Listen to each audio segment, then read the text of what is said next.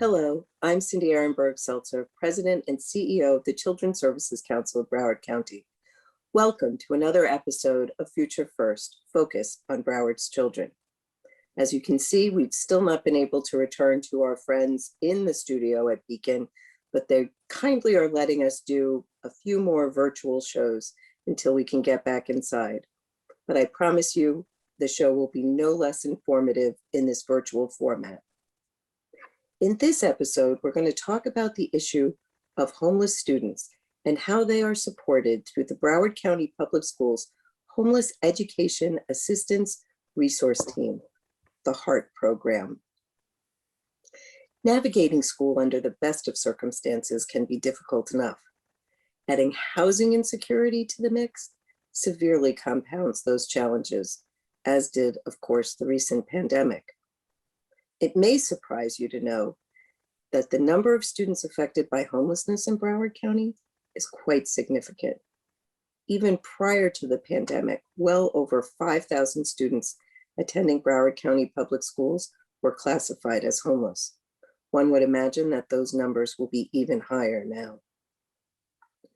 Joining me today to discuss how the district supports students through the HEART program are Carole Mitchell, District Homeless Education Liaison and HEART Program Supervisor, Nadette Noel, School Social Worker at Boyd Anderson High, Angeline Chervine, a graduate of Coral Springs High School, who will be attending Broward College in the fall, and Kody Gelske, a graduate of Deerfield High School, who's also planning on attending Broward College. Welcome to all of you. Carole, before I turn to you, I have to congratulate Kody and Angeline. I'm so excited for them. You have overcome challenges, which you're going to talk about, to graduate and start out on your new exciting adventure, and we're really happy for you. Okay, having gotten that out of the way, because that's most important. Absolutely. Carole, I want to turn to you. Tell us a little bit about where the HEART program came from, how long it's been in existence, and what it does.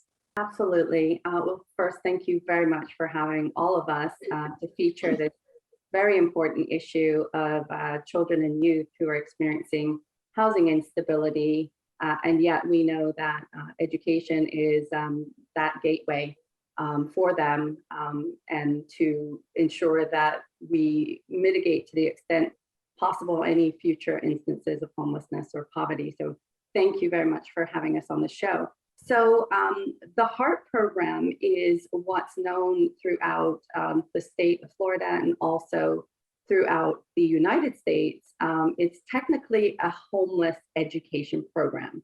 So every school district, every local education agency, school district may determine what name they choose to give their homeless education program. So for instance, in Miami-Dade, it's Project Upstart. In Palm Beach County, it's the MVP program, the McKinney-Vento program.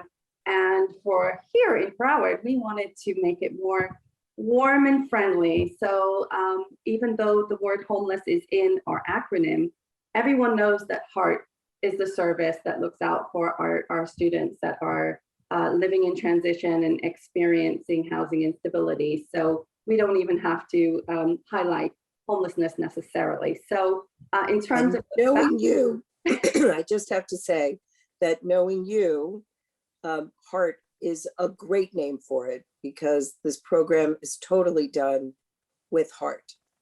Yes. And it's beautiful. And I hate to interrupt you, but just explain, because you used housing insecurity and homelessness, and I'm not sure all of our viewers will understand the distinction and why that is an important, that both populations are served through the program. Sure. Well, I think it will make a little bit more sense as I go forward with the definition. So our program is mandated through what's called the McKinney-Vento Homeless Assistance Act. It's federal legislation throughout the United States for implementing homeless education programs. So the state and federal government defines students who are experiencing homelessness as those who have lost their housing and who now reside somewhere that's not considered fixed, regular, and adequate.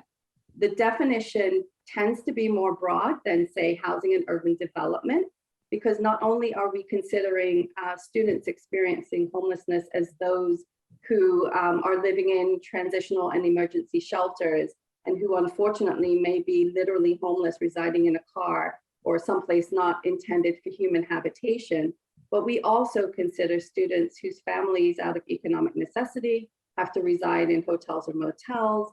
And then also the greatest number of our students that we classify as experiencing homelessness are those who have lost their housing and now reside somewhere else with a family member or friend. So they're sharing housing doubled up. So all of those categories constitute a student that is experiencing housing instability, and homelessness. It's a broad definition. So we make sure in our district with a lot of heart that our heart designees that are at the respective public and charter schools across the district, our amazing social workers such as Ms. Nadette Noel, that to the extent possible, everyone is aware of the criteria, the eligibility criteria, so that they are looking out for identifying and registering students that meet those criteria for the HEART program services. So how would, if someone watching now would be one of those students that might qualify, but they didn't realize it because maybe they're sleeping on somebody's couch, and so they thought, no, I'm not homeless, I'm not living in a car.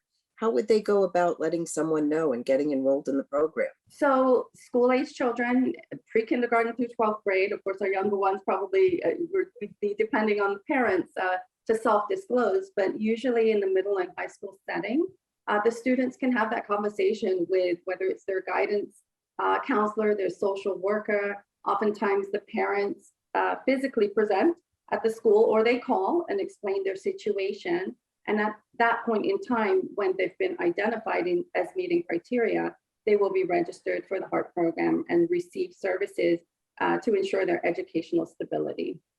So Nadette, as one of those social workers, tell us how that works at the school. Good. Well, first of all, thank you for adding me to this wonderful panel. This is really close to my heart, and hence the name. I was really happy when Carole came aboard and have the name HEART, because I feel that's, it's really hard to explain to tell a student or a parent, you are homeless, because it has such a negative connotation to it when you're saying homeless. First, I would like to say, in my school particularly, I say it's my school as if it's my school, right? I feel that way. That's how long I've been there. Like it is my school. I would say that I talk to just about everyone from the teachers to registrar to the front desk, because anyone I think that comes in contact with the students need to be aware of the criteria.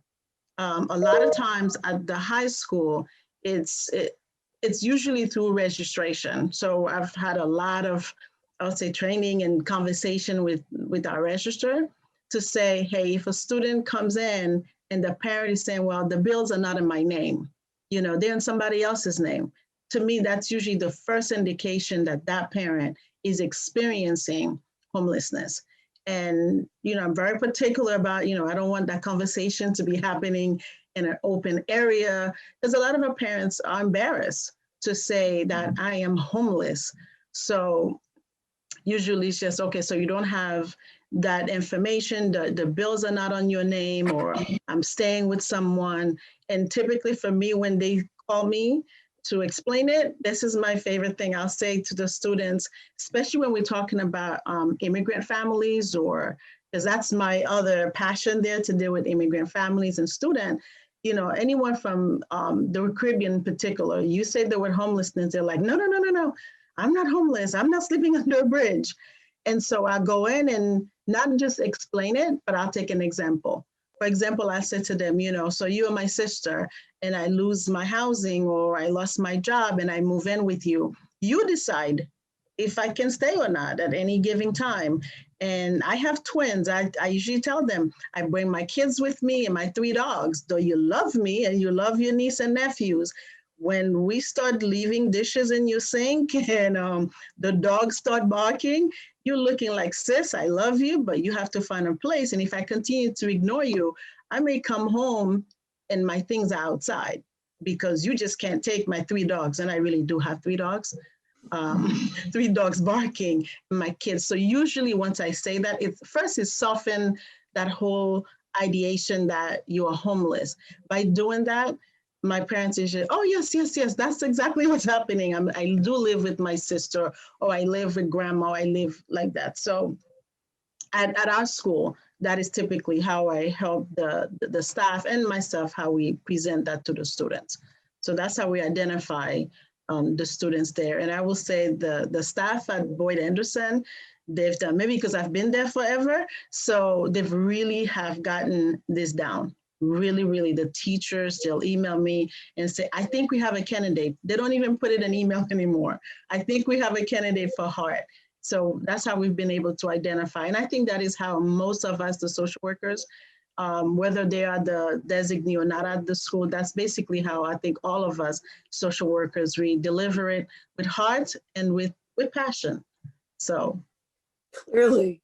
And I think, really good point about parents being embarrassed and maybe also scared. And for anybody out there who might think that this would be a scary thing to do, can you just tell them what happened? There's nothing bad comes out of this, only support, right? Yes, yes. And again, I will speak again with the idea of immigrant population, because typically their first concern is, how is that going to impact immigration for my child? Are you guys going to report that? Because there was a lot of fear in the community that if we receive government assistance, that you may be deported, and some of it was misinformation. Some of it was, there was maybe a grain of truth in there, mixed with a lot of mixed information and lack of understanding. So again, that's something I usually says, and with the social worker department, we do have a lot of meetings and trainings, and we've had, the heart program comes in as well to explain that to us. So that's the first thing I tell parents. Whatever you tell us, first with social workers, is confidential. And the school system and immigration are 2 entirely different programs with different departments. We don't report to immigration. We cannot report to that. And I think also that opens up the parents to be more open.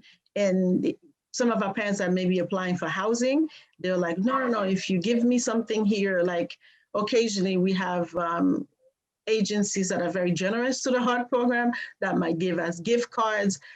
So if anybody's listening, I didn't get this cue from Carole. You want to send us gift cards? We welcome those, because it's very helpful. That's something that sometimes at the heart program have. We may have a parent who needs to get to a job interview, and they don't have gas. They may have a car, but they don't have gas to put in their car. So we've had those in the past. And the parent may say, well, I'm applying for housing. If you give me a gift card, or you give me this concrete service, that's gonna make me not available for something else. Again, it's a lot of education, and it takes all of us to do that. That's why I'm glad we're having this conversation, for the parents and the students to know that we are at a school. We are at every school, from elementary to high school and college. We are there. They just have to come and be willing to say, hey, I need help. And I also tell all my students and my parents, many of us are just a paycheck away from losing our housing. We're just one paycheck away.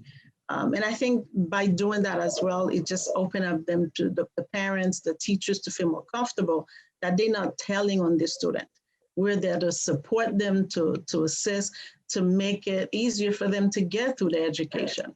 Absolutely. Absolutely. If I can piggyback a little bit on what Nadette said, another well-founded fear for families who are experiencing housing instability is the removal of their child. They think that homelessness is a maltreatment, which it is absolutely not a maltreatment. So we know that there are many families out there who are concerned about sharing what their housing status is, because they are concerned that the child abuse and neglect prevention services may get involved and remove their children. And that is absolutely not true. Homelessness in and of itself is not a maltreatment, and it certainly is not a life sentence. We know that families are, this is a situational thing for them, and that we will do all that we can do and engage our community as well on the housing piece of things to ensure that they can become more stable and self-sustaining. So, but great comments, Nadette. Appreciate that. And Thank can I you just add one other thing to that? Is Okay, that we and then I usually want to say bring our that, students in. yes, I mean, what we say is that homelessness is not abuse. You're not abusing your child because you're doing the best that you can. You know, you providing what you have. You cannot give what you don't have. So we want to make sure that every parent and students understand that, especially if the social worker is a designee, does not mean we're going to come in and take, remove your child or remove you from your parent, because homeless does not equal child abuse. Perfectly said. So true. And if the pandemic taught us nothing, it certainly taught us that anyone's financial condition is fragile. And so it is nothing to be ashamed of. Things happen. And so now I do want to hear from the students. Angeline, and I'll start with you. Stand by, Kody, because I'm coming to you next. To talk a little bit about your experience with the HEART program. How long were you involved? What did it do for you? Well, my experience from the HEART program was really, really good because I didn't know about it, and I remember I was on the phone with my brace advisor, and she was talking, and then she told me, well, I was on the phone with her filling out my FAFSA. She asked me where are you living and stuff. So I told her I was living with my aunt, and she was like, did you heard about the HEART program?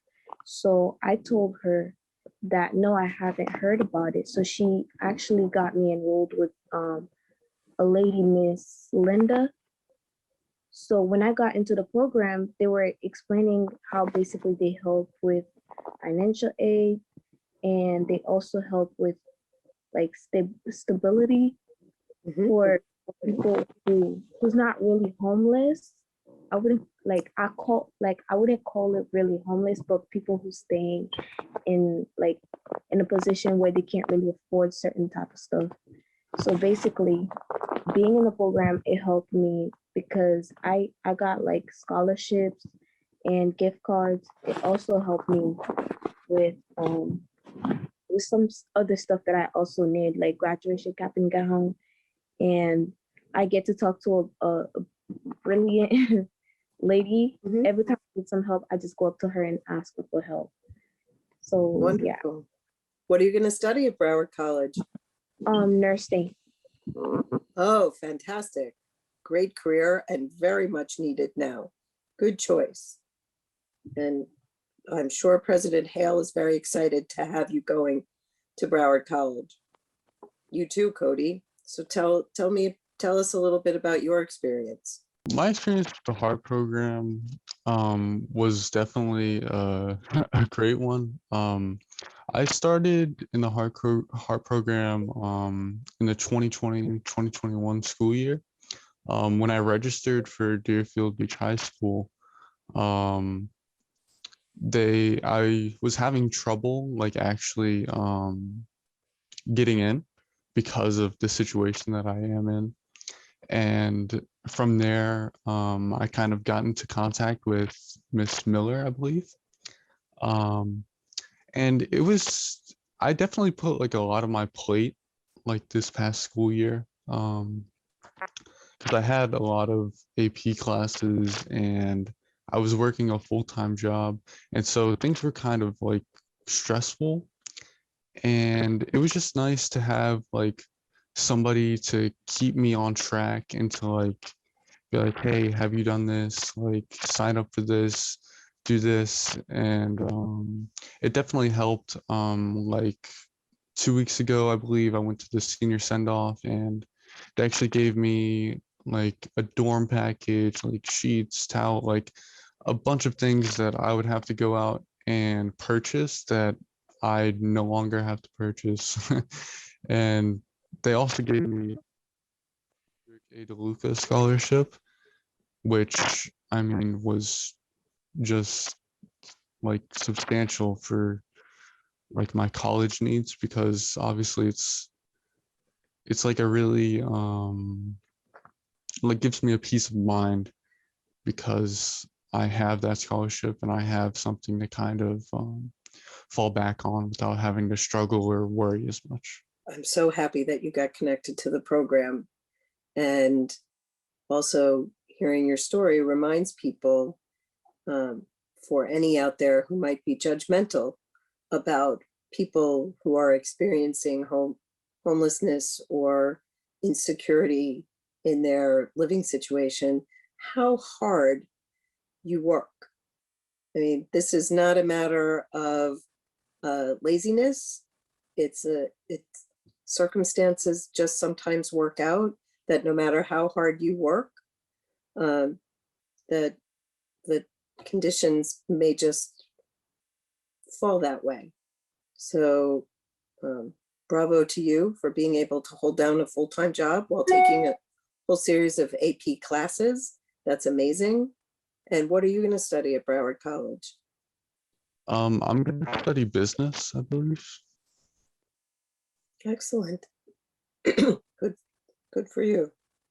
So Carole, I want to come back to you I'm sure that people watching now are, for those who may need the assistance, that they now know where to turn, but also for those who might want to help.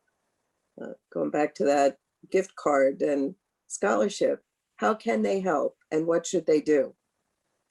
So the first thing that I would like to share with them is our phone number, which is 754-321-1566. And also our Heart mailbox, our email, which is heart@browardschools.com. We're always looking for partnerships and sponsorships and assistance. And the reason being is, again, we are federally funded, passed through the state. So there are certain allowable expenses and unallowable expenses.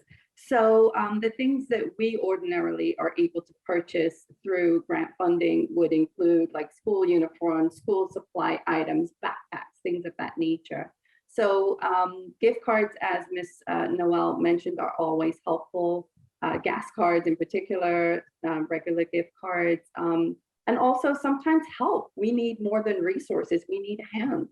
Like for our senior send-off event, you know, we're always willing to have folks come and volunteer and help us with different aspects of our program and different events that we may have throughout the school year. So there's various ways to help, and I'm always open, willing and able to have that conversation with anyone who calls. Sometimes they have their own ideas of how they would like to support our program. And if they're aligned with what we need, it's always a, let's do it. So just give us a call or send us an email and we could talk about however it is that you feel you can support our program needs.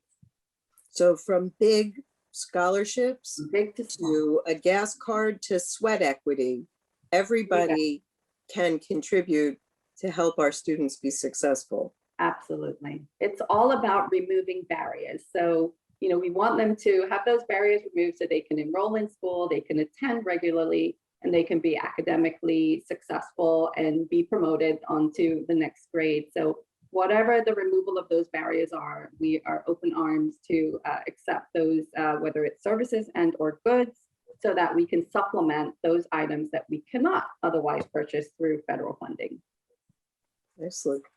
So we have about 5 minutes left. I'm going to give you each a chance to, for some last thoughts, about 30 seconds each. Nadette, what would you like folks watching to know? That this is a great program, you know, and I hope that the students and the families would utilize the program. And like I said, every school has a designee, every school have a school social worker. So for the program, for the things that we don't have, that the program cannot purchase, partnership is another thing that we do very, very well. We had a lot of students who needed shots for graduation. we just work, I would say the heart department, not only do we have heart, but we also work magic. So Beautiful. we're here. Angeline, any last thoughts for the viewers? What I wanted to say is that, like, in being in the program, it also gives you a realization of that there's somebody out there that really understands where you're coming from, and that could like help you with stuff that you can't really maintain.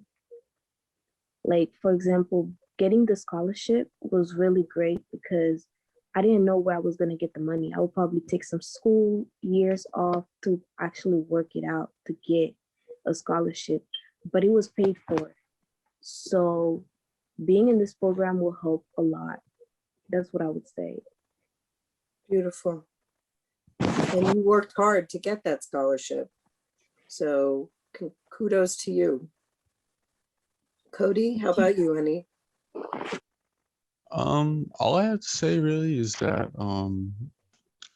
it's definitely worth your time. And I do agree with what she said with just having somebody like kind of in your corner that's not going to judge you is something that I think a lot of people in this situation don't realize they need until they actually like receive it. So yeah, it's definitely worth your time and it's going to pay off. Great words to end on. Thank you all so much. To our audience, I hope you realize homelessness does exist in Broward County. We have a lot of resources though to help, and a lot of folks working on affordable housing. That'll be another show. But for now, know that homelessness and home insecurity is a serious issue in our county.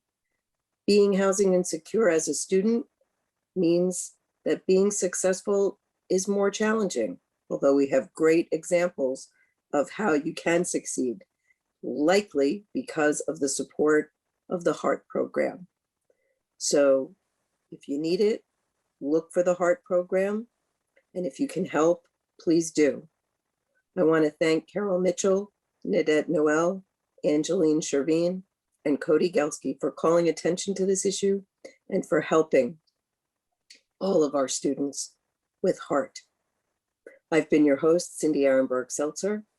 For this or any other episode of Future First Focus on Broward's Children, go to our website, cscbroward.org, where you can access our YouTube channel, follow us on social media, and remember to join us next time on Future First Focus on Broward's Children.